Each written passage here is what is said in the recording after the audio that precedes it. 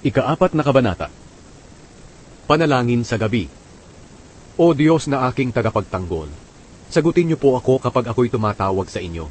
Hindi ba noon tinulungan niyo ako nang ako'y nasa kagipitan?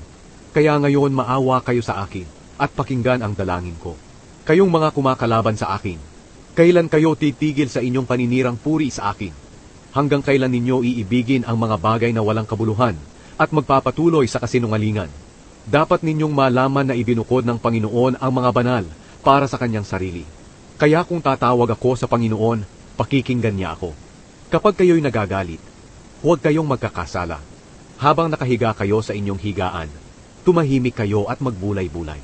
Magtiwala kayo sa Panginoon at mag-alay sa Kanya ng tamang mga handog. Marami ang nagsasabi, sino ang magpapala sa amin? Panginoon, kaawaan niyo po kami. Pinaliligayan niyo ako, higit pa kaysa sa mga taong sagana sa pagkain at inumin. Kaya nakakatulog ako ng mapayapa, dahil binabantayan niyo ako, O Panginoon.